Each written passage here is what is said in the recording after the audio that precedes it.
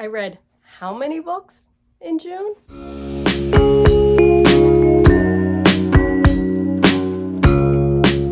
Hi friends, welcome back to Pages in Chaos. And yes, that stack was everything that I read in the month of June. And I am surprised that I even got through as many as I did. With as busy as I was for the month of June, that was a lot. So everything that I read in June, with the exception of one book, was for the amazing Readathon. And there were 10 prompts, there were sightseeing prompts. It was just the best time. Everything dealt with a different fictional world, which I absolutely loved.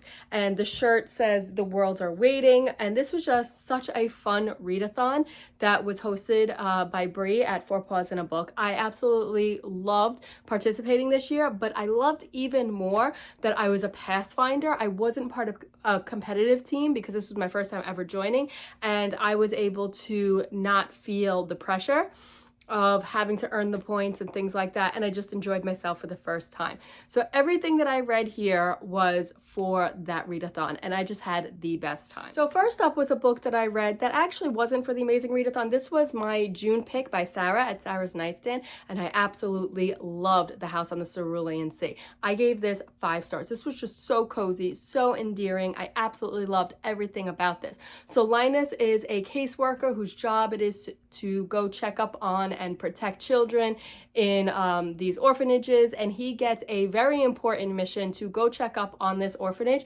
where there's a student there or child there that actually might be the ticket to ending the world. So he's supposed to go investigate, and he meets all these kids. I just absolutely loved the kids. It was like so fun imagining them. I listened to this also on audio, which was so fun, hearing all their voices. The narrator did such a great job. So I absolutely loved this book, and I highly recommend that if you have not read this, you pick this up. Now we're going to get into all of my amazing readathon books. So first up was Famous for a Living. I think this was a green cover prompt, and I really enjoyed this. This was a cute little romance, no spice. It was about a cat who her job is to be a social media influencer, and she starts this whole business, but her partner winds up getting involved in some like really secretive, cagey stuff, and he winds up bankrupting the company. So she goes and visits her uncle, who is a park ranger,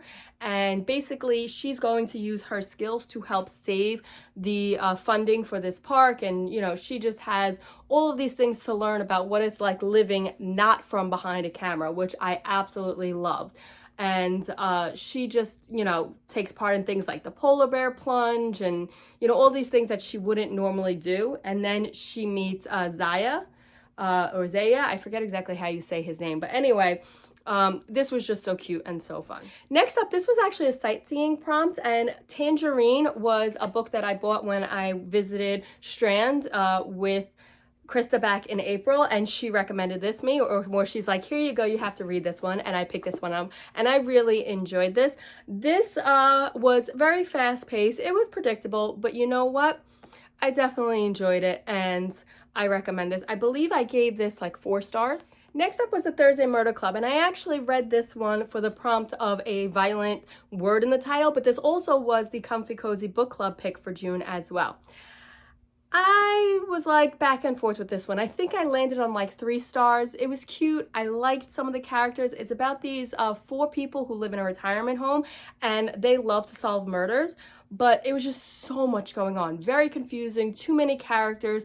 There were multiple different sidelines that I kind of forgot who was involved with which murder and things like that. And it just like, I liked the characters, some of the main characters, but it just wasn't for me. And I don't know if I'm gonna finish the series. So yeah. Next up was The Honey Witch, and this actually was a very like over-the-top cover.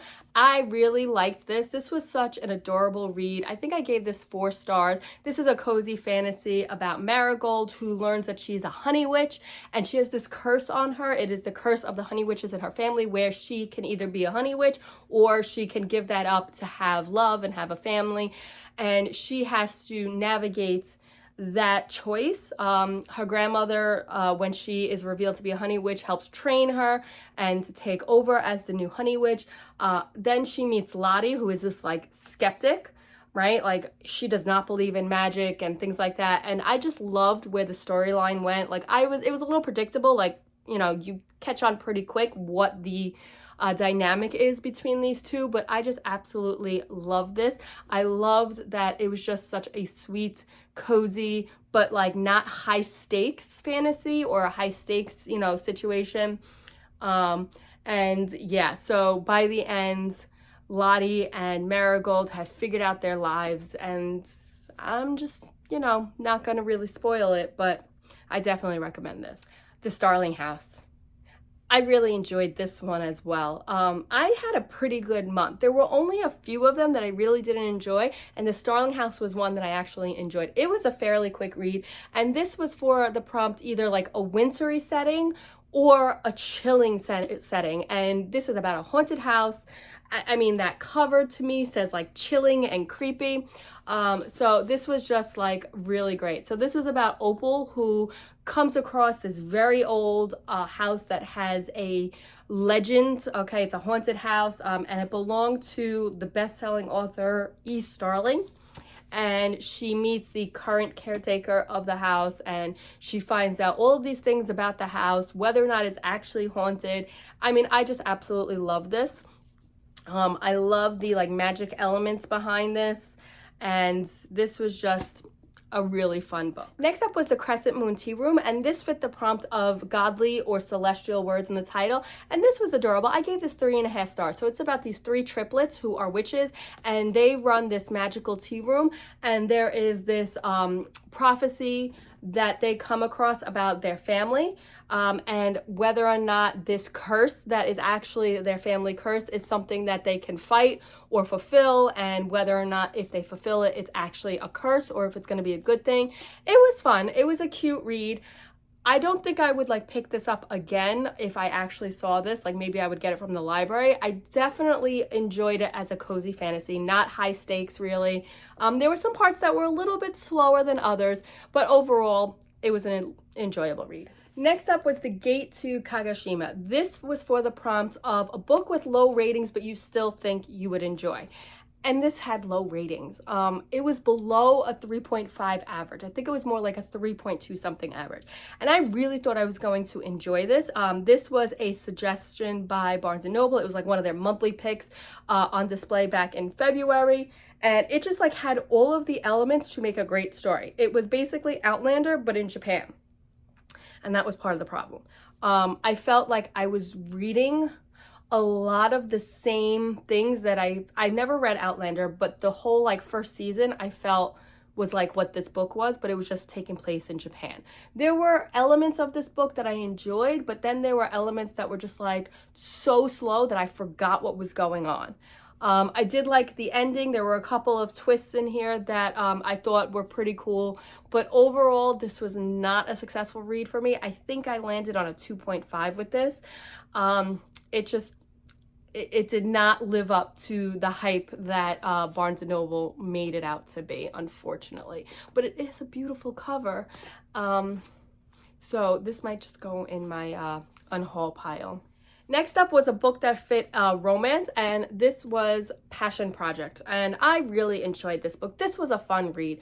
It was a quick read as well. So this is about Bennett, who just gets set up on this blind date, and she winds up standing him up, but somehow she meets Henry a little bit later on, and she explains that, you know, there's some stuff that happened that she really just, you know, feels like it's her passion for everything is gone. So they go on this adventure to find what her passion is, and they do all these different things throughout New York City and go on all these fun adventures.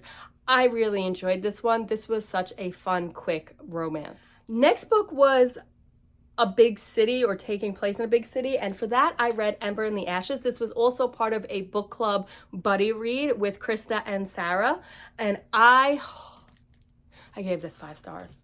I loved this book so much so that I actually found copies of this book, all 4 of them, and I bought them. I was just gonna get them from the library, but no, this was like 5 stars, so I had to get them all. I really enjoyed this. So this is about Laya, who her brother gets kidnapped. They live in this city that is run by the military, so it's a martial empire.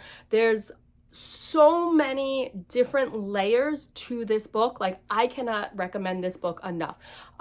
She winds up getting taken as a slave when she is trying to go undercover with the rebel group to save her brother. And there's just so many different things that are uncovered. She meets Elias, who is a mask, who is like part of this martial empire. He is at this academy, this training academy, to learn how to be, high up in, I guess, their military or whatever. And he is trying to fight that urge. He wants to escape, and they come across each other's paths. And I mean, like, I could probably do a whole video just on this book, but I absolutely love this. This was a 5-star. Next up was The Rainfall Market. I just finished this. This was the last book that I finished. This was the prompt for a book shorter than the last book you read, whether that was the last book that was the actual prompt book or a sightseeing book. Whatever the last book you read, it had to be shorter than that. I liked it. It was a 3-star. It was okay. Like, I liked the message. It was a cute book.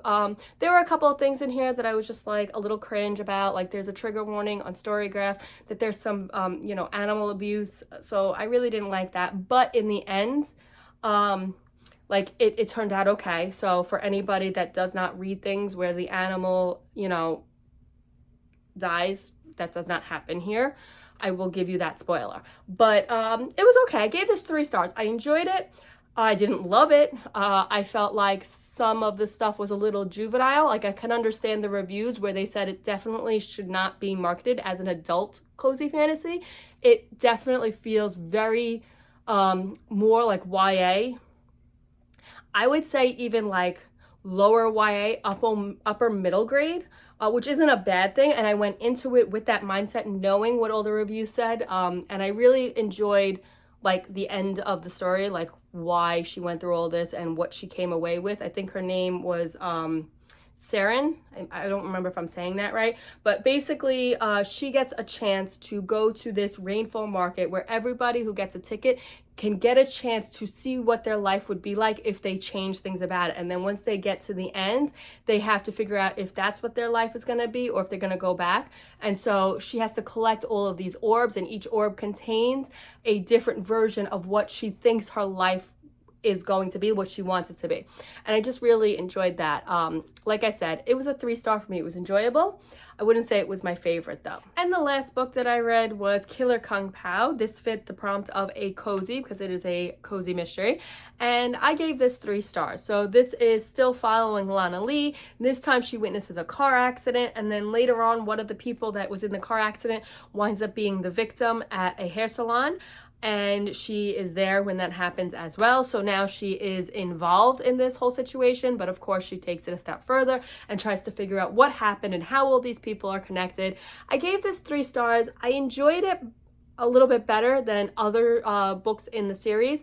I think I'm like landing around 3.5 stars for most of these books in the series. I think I was a little spoiled with the Live and Let Try series, but overall, it was a fast-paced read. I've been listening to them on audio just because they are fast-paced and I'm enjoying them a little bit better that way. Well, that's all the books that I've read in the month of June. I know I kind of went a little rapid fire there, but that was just because there were so many. I'd love to hear your thoughts. Have you read any of these books? Do you feel the same way as I do? Did you like some of these books that I unfortunately didn't give the best rating to? I'd love to hear all your thoughts down in the comments.